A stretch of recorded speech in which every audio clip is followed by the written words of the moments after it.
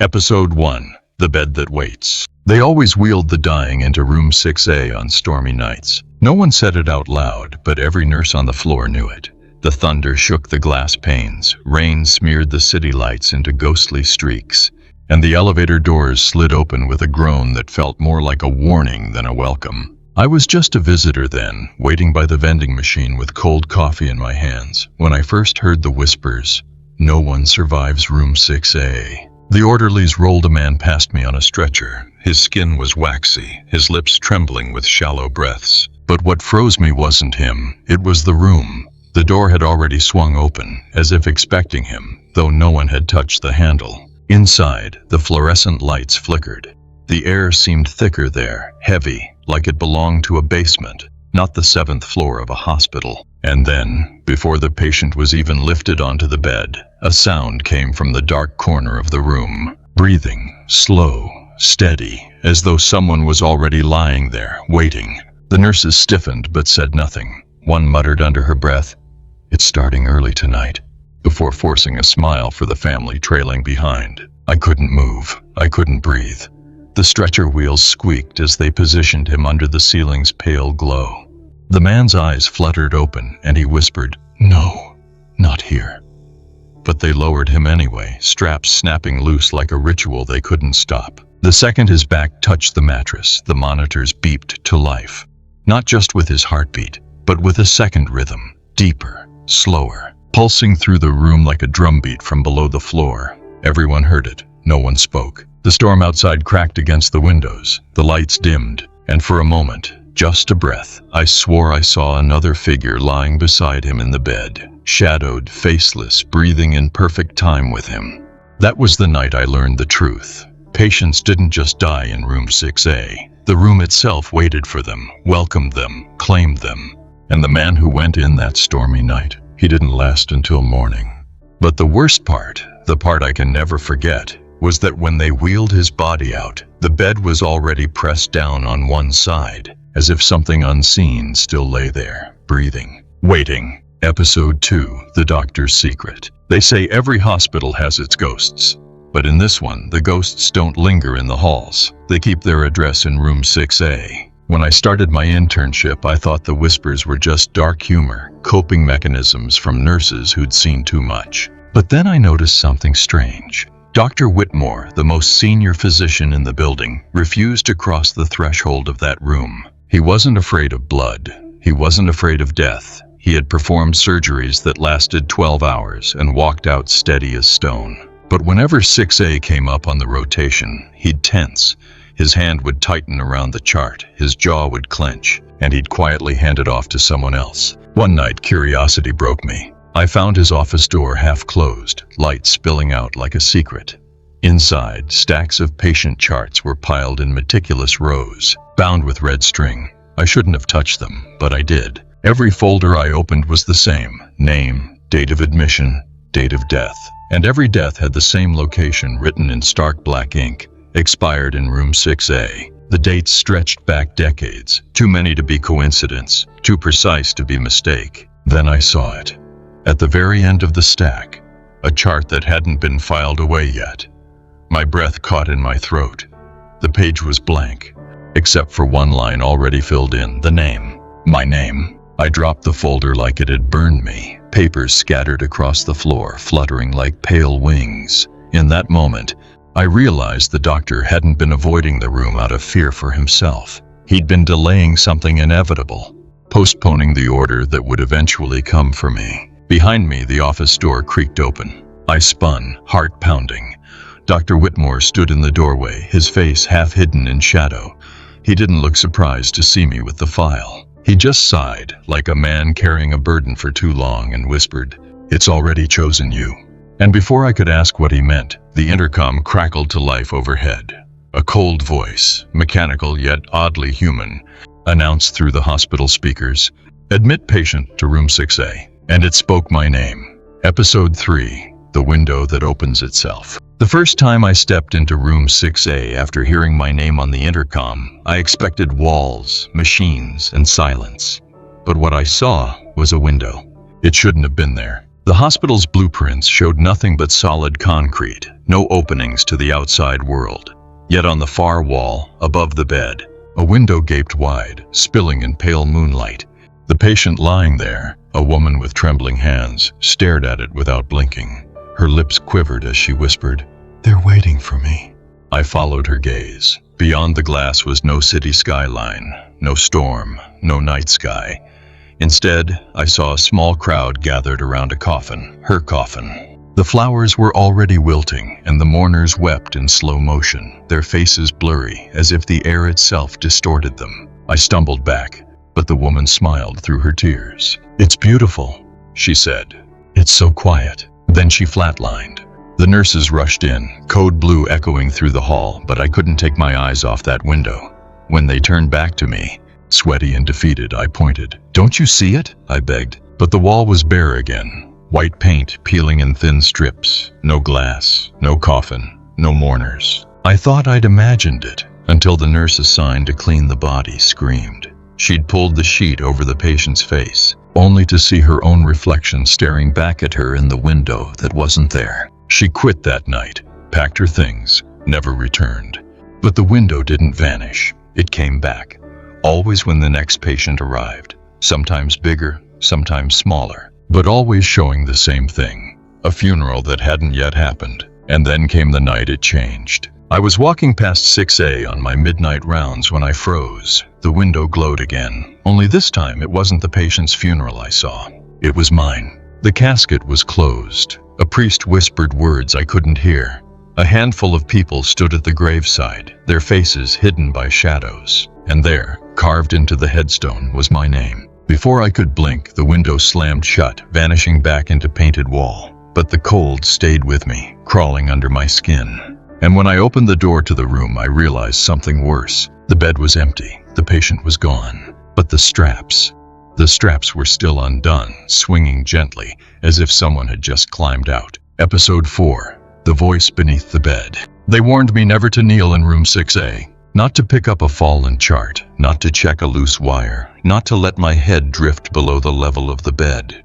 But rules only tempt the curious. That night the floor was quiet, too quiet. The storm outside had passed, and the whole hospital seemed to be holding its breath. The only sound was the steady beep of a heart monitor in 6A. I pushed the door open, light spilling across the linoleum. The patient was asleep, chest rising slowly, lips parted. Then I heard it, whispering, not from the patient, not from the machines, but from directly beneath the bed. At first it was just a murmur, a rustle like sheets dragging against the floor. I leaned closer, holding my breath, straining to hear, and then words began to form. They weren't random, they were sentences in my own voice. It was reciting things I had never told anyone, private thoughts, hidden fears, sins I'd buried so deep I barely admitted them to myself. The voice listed them one by one, peeling me open like a confession I had never given. My knees buckled. I dropped the clipboard. The sound echoed, and in that instant the whispering stopped. The silence was worse, heavy, suffocating. I crouched to grab the board. That's when I saw it. A hand, pale, thin, with nails too long, curled over the metal frame of the bed. Not the patient's hand. This one reached from underneath. I staggered back, heart slamming against my ribs. The patient stirred, eyelids fluttering, and in a hoarse whisper, he said, "Don't let it speak your name."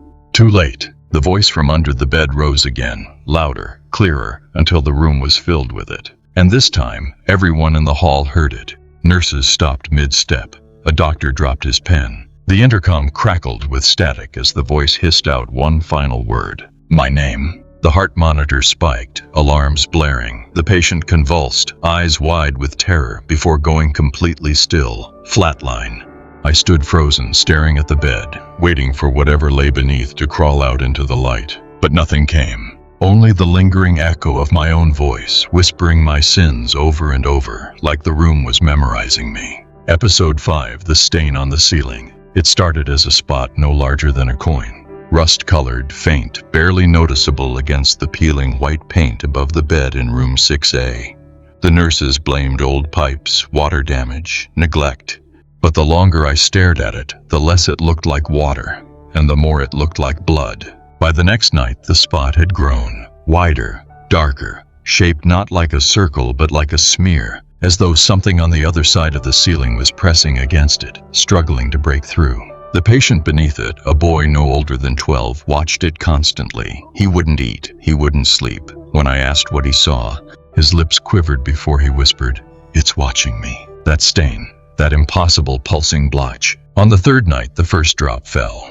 It didn't spatter the floor. It didn't soak into the sheets. Instead, it hung in midair, suspended, trembling like liquid glass. Slowly, it stretched into a thin thread that descended toward the boy's forehead. He screamed. I jumped forward, trying to shield him, but my hand passed through it. The thread wasn't wet. It wasn't liquid at all. It was cold, colder than steel, colder than the morgue. And when I pulled my hand back, a crimson print burned into my skin, fading slowly like a brand. The boy begged to be moved. The nurses refused. Orders were orders. Patients assigned to 6A never left until their end. That night I sat by his bed. His small fingers clutched mine, bones trembling as the stain grew darker, spreading until it took the unmistakable shape of a hand. A massive hand pressing down from above, its fingers reaching, stretching lower, ready to seize him. The lights flickered, the machines screamed, and then, with a deafening crack, the ceiling split. A black-red fluid poured through, not staining the sheets but vanishing the instant it touched them, as though the bed itself swallowed it whole. The boy convulsed, shrieking, eyes rolled back, until silence replaced his breath. The monitors flatlined, the handprint on the ceiling faded. The boy was gone, and when I dared to look up, the stain had moved. It wasn't above the bed anymore. It was above me. Episode 6. The patient who spoke from the morgue. They wheeled his body out at dawn. The boy from room 6A lay under a white sheet, his small frame swallowed by silence. The orderlies moved fast, not looking at one another, not speaking his name. That was the rule. Down in the morgue, they slid him into the cold drawer, tagged his toe, and shut the steel door. For a moment, the hospital exhaled, as if the nightmare was contained. But that night, the voice began. It came through the intercom, faint at first, a static hiss that rose and fell like breathing. Then, without warning, words formed. A whisper, a plea. "Help me!" I froze in the hall, staring at the black speaker bolted above the nurse's station. Every hair on my body rose. The others heard it too. A nurse dropped her clipboard. A janitor muttered a prayer, and then the voice spoke again, clearer, louder, shivering with panic. "Why is it so dark in here?"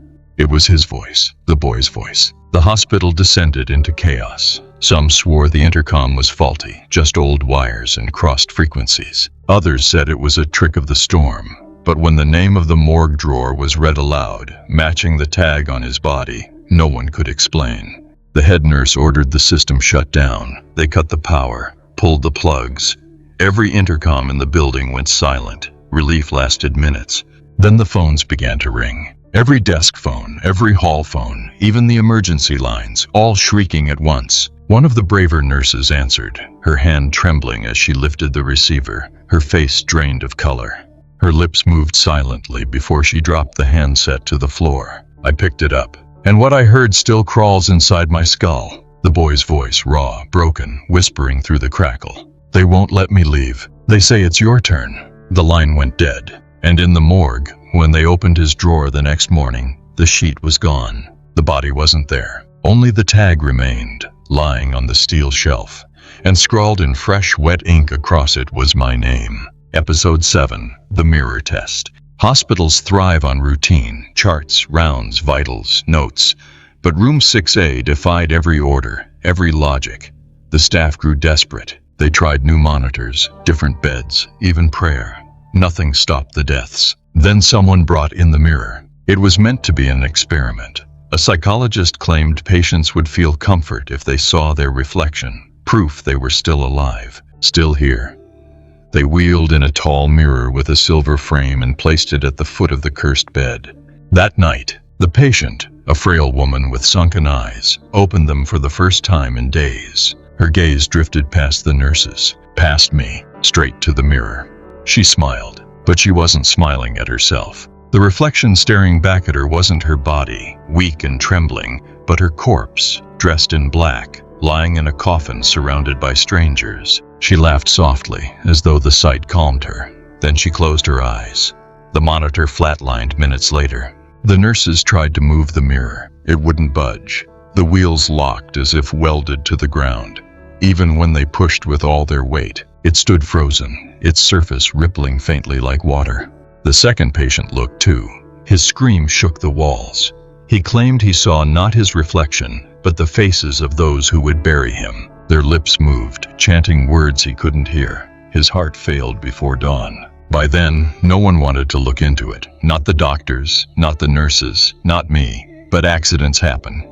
A young nurse dropped her pen. It rolled beneath the bed, right beside the mirror's leg. She bent down, glanced up by instinct, and froze. Her reflection was there, yes, but not as she stood. She was thrashing, dirt in her mouth, hands clawing at a coffin lid as it shut over her. Her scream echoed down the corridor. She collapsed, trembling, repeating the same words over and over. I was already buried. I was already buried. They carried her out on a stretcher, eyes wide open, still staring at something none of us could see. And as the chaos unfolded, I made a mistake. I looked, for just 1 second. Enough to see the coffin, enough to see my own body laid stiff inside, lips stitched shut, a rosary clutched in my rigid hands. But worse than that, behind the coffin, in the shadows of the grave, something else stood watching me, smiling, waiting. Episode 8, The Night Shift's Game. Night shifts in hospitals breed strange habits. To stay awake, some drink endless coffee. Others swap ghost stories in dimly lit lounges. But at my hospital, the guards had a darker game. They bet on room 6A. I overheard them one night, huddled near the security desk. On a sheet of paper, they scribbled names and times.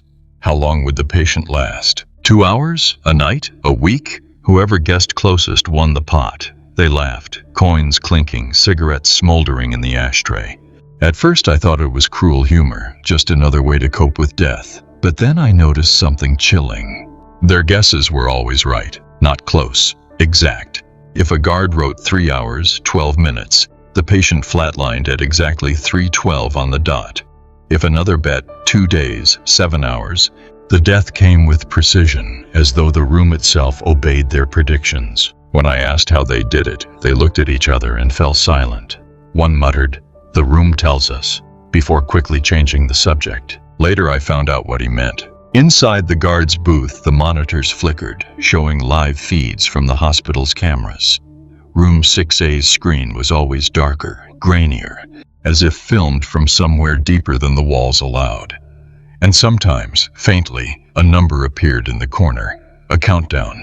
The guards didn't guess, they read. That night, the patient was a middle-aged man with lungs that rattled like broken glass. The countdown glowed on the monitor.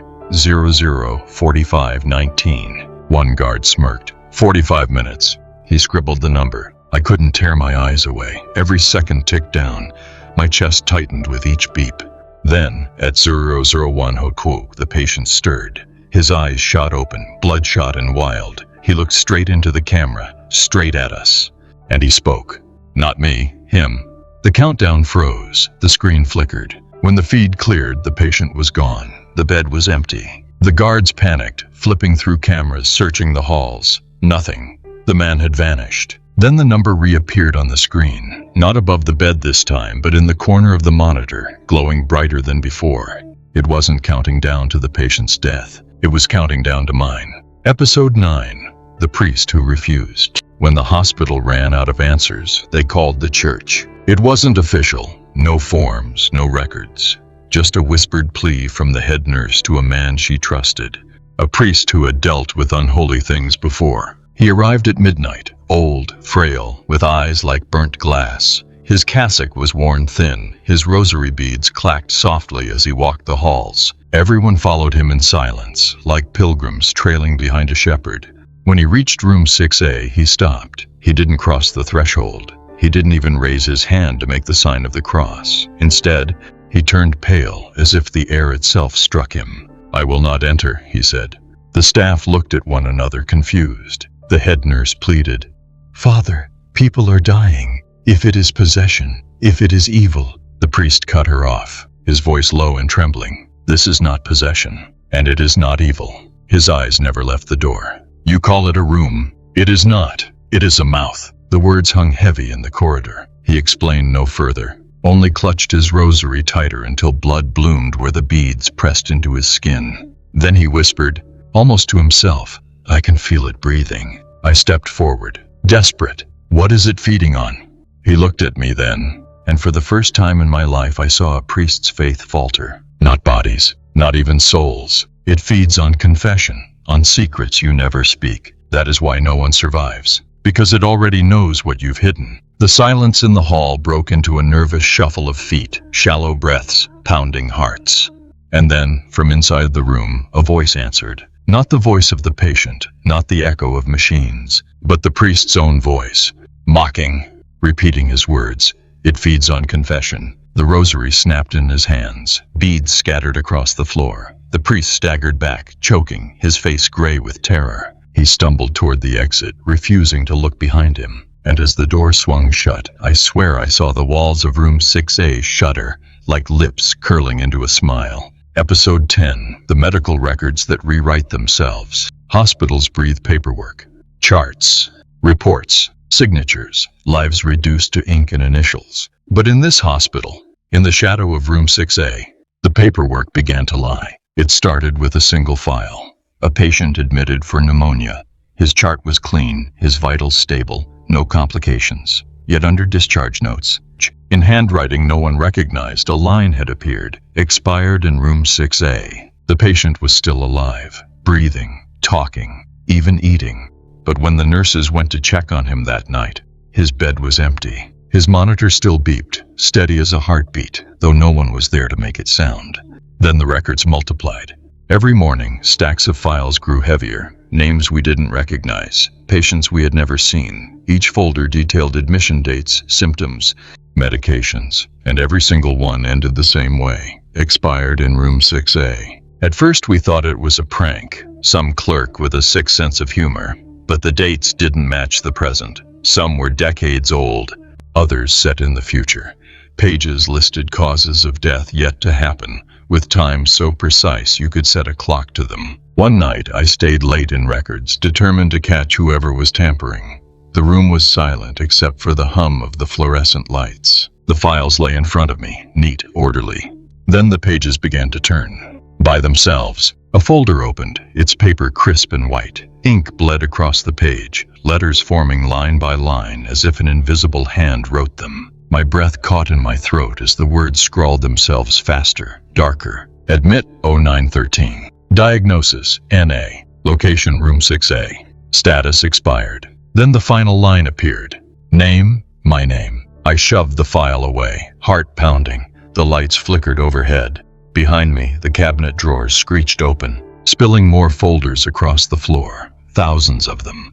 The paper rustled like whispers, voices overlapping, chanting the same phrase over and over. Expired in room 6A, expired in room 6A, expired in room 6A. I ran, stumbling into the corridor, clutching the single file with my name. My hands shook as I looked again. The date written was tomorrow. Episode 11, The Survivor. For decades, every whisper said the same thing. No one survives room 6A. But then, he walked out. It happened on a quiet morning. The halls smelled of antiseptic and stale coffee. The nurses were finishing rounds when the door to 6A creaked open, slow as a coffin lid. A man stepped out, pale, thin, but alive.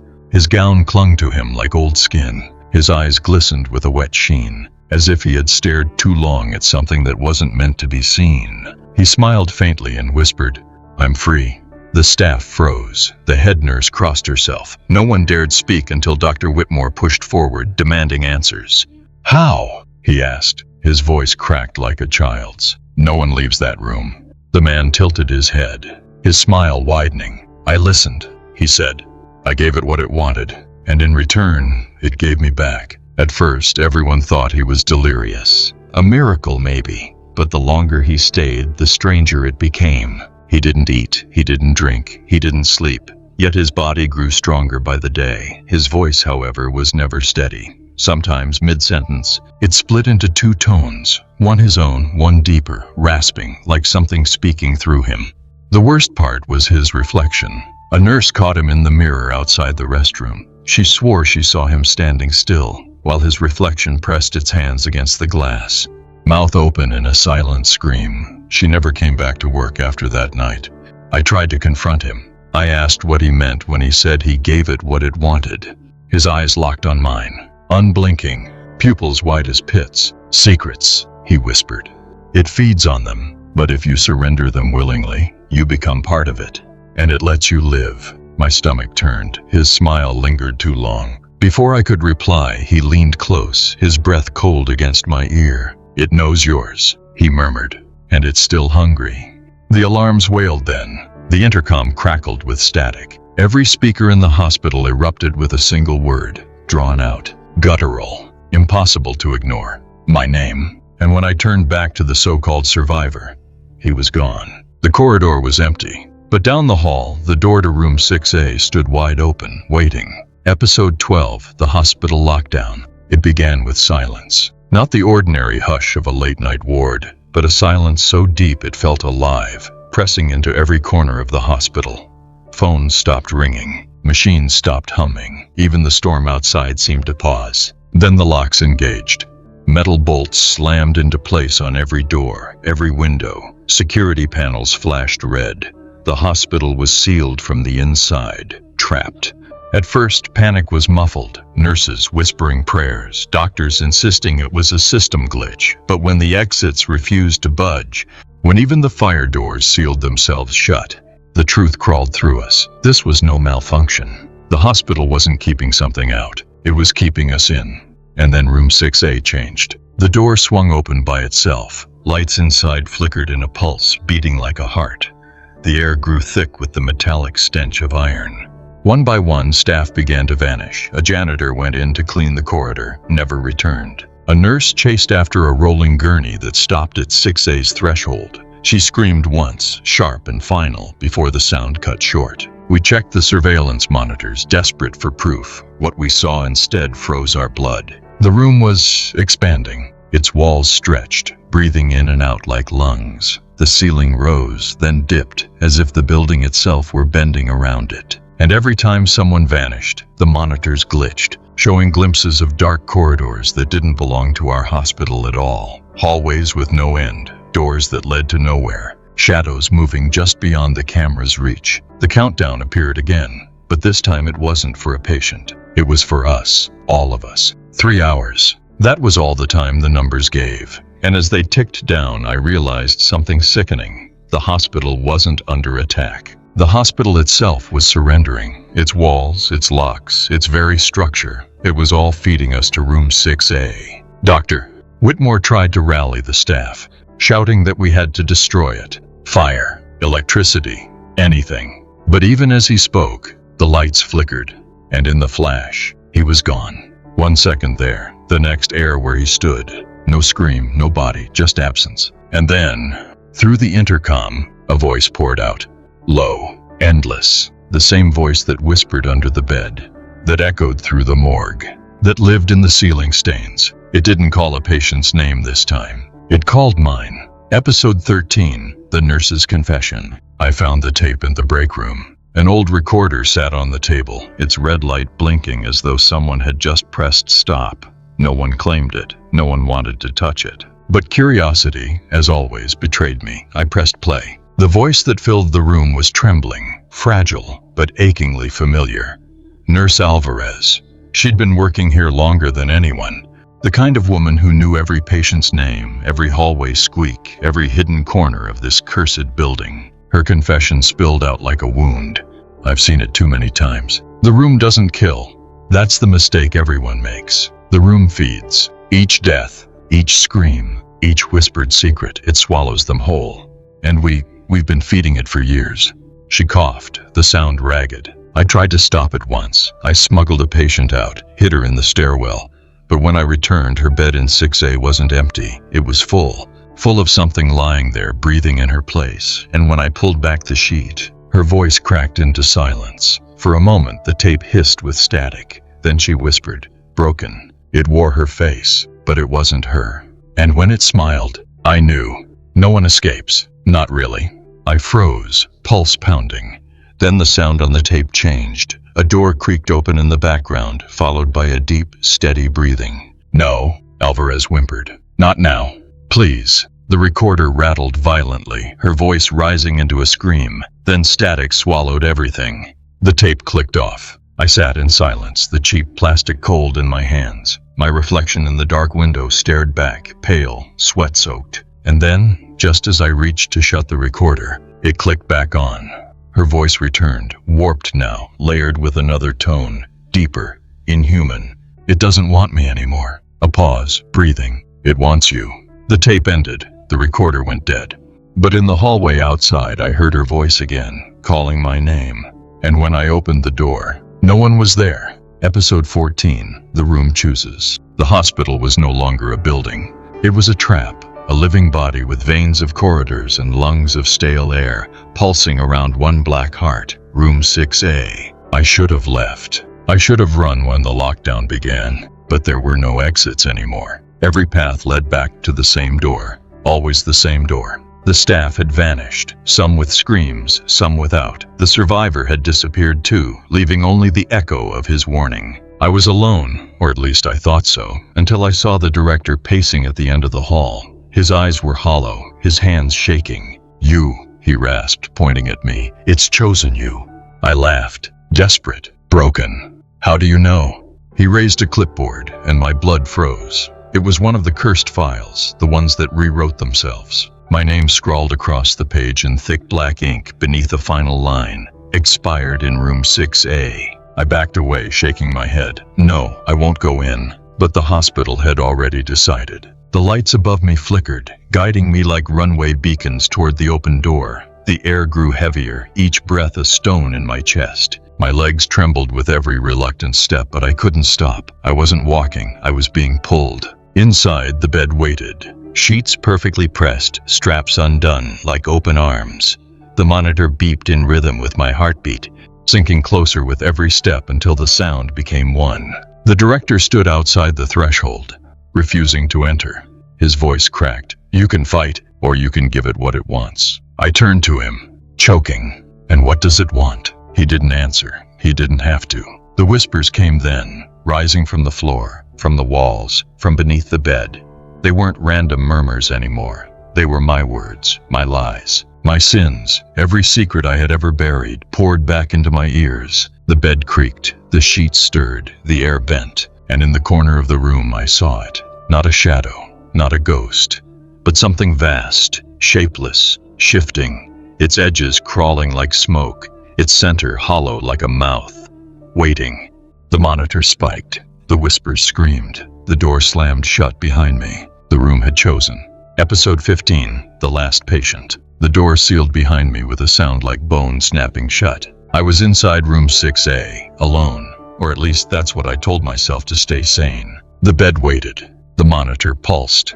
The whispers coiled through the air, repeating fragments of my life I'd never confessed to anyone. They knew me. They knew everything. I pressed my back against the wall, refusing to move closer. My voice cracked as I shouted into the dark, "What are you? What do you want from me?" The room answered, not in words but in sensation. The air grew thick, pressing against my skin like unseen hands. The ceiling shivered, seams splitting until the familiar red stains spread wide, dripping threads of cold light. The floor groaned beneath me, as though it were hollow, as though I was standing over a vast stomach. And then the bed moved, slowly, patiently. The mattress sagged as if someone, or something, had lain down first, waiting for me to take my place. The monitor beeped louder, not with one heartbeat, with two, mine, and another. I tried the door, locked. I slammed the walls, solid. I screamed until my throat was raw, but the only answer was the echo of my own voice, distorted, mocking, fed back to me by the room itself. Then I heard footsteps, soft, dragging, approaching the bed. But no one was there. The straps snapped open on their own, spreading wide like arms. My body lurched forward, not by will, but by gravity itself bending wrong. I was pulled onto the mattress, pinned by nothing, the sheets tightening around me like flesh. And as my back touched the bed, the whispers stopped. The silence was worse. The monitor flatlined. For a moment I thought it was over, that death had claimed me. that maybe, somehow, it was mercy. But then I opened my eyes. I wasn't gone. I was inside. Inside the room, part of it, my breath mingling with its endless hunger. I could feel it stretching beyond walls and wires, reaching for more than patients, more than staff. It was reaching for listeners, for you. Because no one survives room 6A. Not the patients, not the staff, not even the ones who only hear its story. And now that you've heard mine, the room knows your name too. Epilogue: The empty bed. The hospital stands abandoned now. The city sealed it, condemned it, left it to rot. Windows are boarded, halls left to dust, corridors drowned in silence. No one dares go near after dark. But room 6A is never empty. Travelers passing by at night swear they see light spilling from a single window, flickering like a pulse. Stray animals avoid the building, skittering into the road rather than crossing its shadow.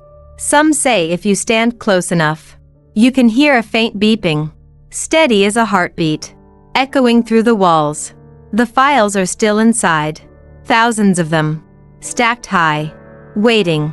New names keep appearing, written in ink that never dries. Most of them are strangers, but sometimes, they're names of people who swore they never stepped foot inside the hospital. And if you dare to walk the ruined halls, if you find yourself standing before that door, you'll notice something terrible. The bed is always made. The sheets are always fresh.